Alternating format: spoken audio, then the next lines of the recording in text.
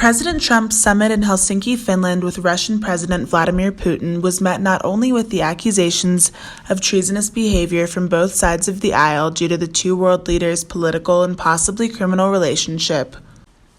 This was due to the fact that the week prior to the summit, 12 Russian intelligence officers had been indicted by a grand jury for meddling in the election, and Trump was still insisting that there was no collusion at all. What the internet was truly bursting with, though, were memes that mocked Trump and Putin's relationship by making the joke that they are in love.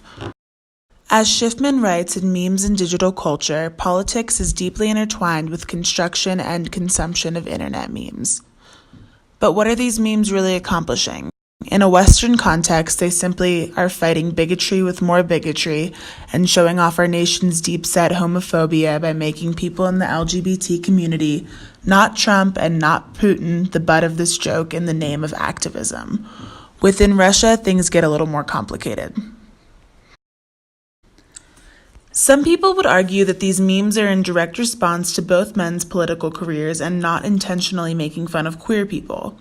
Since both Trump and Putin have had outrightly anti-LGBT careers, Putin infamously outlawed gay propaganda, and Trump has most recently decided to define the word transgender out of existence, their opponents think it's funny to imagine them as the thing those men are known to actively work against.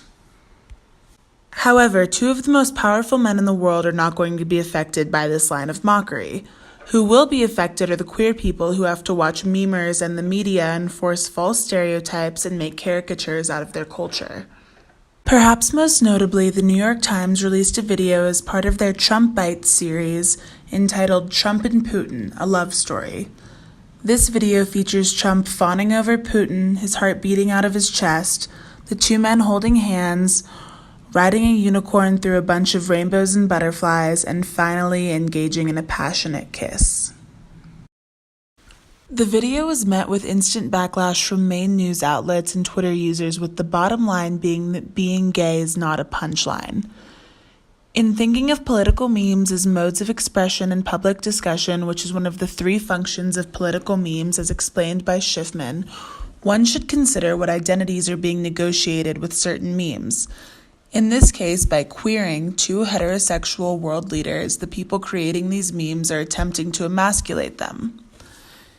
In an article for Vox, German Lopez writes, "In situations in which liberals are deliberately trying to find ways to insult Trump, it's telling that they resort to suggesting Trump is engaging in sexual acts with other men. The suggestion is that the worst thing that could happen for these men is for them to engage in homosexual acts together, as if that devalues them as men, makes them submissive, or emasculates them." However, while depicting powerful heterosexual men this way to make them feel weaker will always be offensive, as Alita Naylor points out in an article for Freeze, the context and intention of these depictions can shift in surprising ways.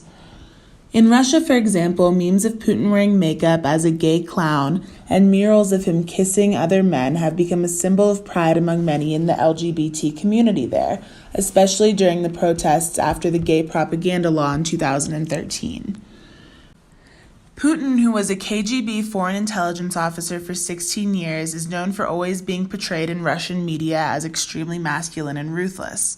He hated the gay clown depiction so much that he outlawed it by including the image in a registry of extremist materials, along with others such as anti-Semitic and racist pictures and slogans.